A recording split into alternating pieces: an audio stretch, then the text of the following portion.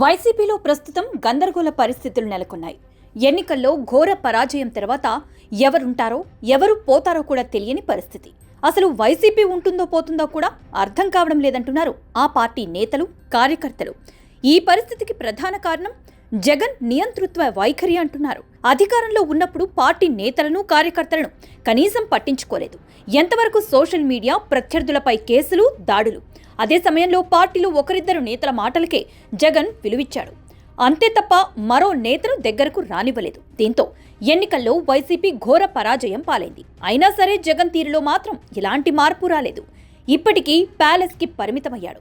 కూటమి ప్రభుత్వం కూలిపోతుందని, తాను తిరిగి అధికారంలోకి వస్తానంటూ ఇప్పటి నుంచి పార్టీ నేతలకు చెప్తున్నాడు జగన్. పార్టీ నుంచి రోజుకో నేత వెళ్లిపోతున్నాడు. చివరికి అత్యంత ఆప్తుడు, జగన్ అక్రమాస్తుల కేసులో ఏటు విజయసాయిరెడ్డి కూడా జగన్కి గుడ్ బై చెప్పేసి రాజకీయ సన్యాసం తీసుకున్నారు. ఈ పరిస్థితుల్లో జగన్ సొంత పత్రిక సాక్షిలో కూడా గందరగోళం ఏర్పడింది. ఇప్పటికే కీలక వ్యక్తులు ఒక్కరొక్కరుగా సంస్థకు దూరమవుతున్నారు. తాజాగా వైసీపీ భారతి బంధువు, Sakshi TV corporate communications director Rani Reddy కూడా సాక్షికి దూరమైనట్లు తెలుస్తోంది. వాస్తవానికి సాక్షి సంస్థలో రాణిరెడ్డి చాలా కీలక పదవి నిర్వహిస్తున్నారు.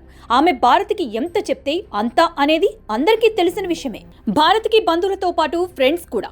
చాలా ఏళ్లుగా సాక్షిలో అజమాయిషీ చేస్తున్నారు రాణిరెడ్డి. టీవీకే కాకుండా పత్రికలో కూడా ఆమె చాలా కీలకం.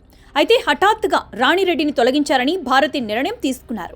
2 నెలల నోటీస్ కూడా ఇచ్చారు. అయితే నోటీసు సమయంలో ఆఫీసుకు రావాల్సిన అవసరం లేదని, సంస్థ వ్యవహారాల్లో ఎక్కడా జోక్యం చేసుకోవద్దని కూడా నోటీసులో స్పష్టం చేసినట్లు తెలుస్తోంది.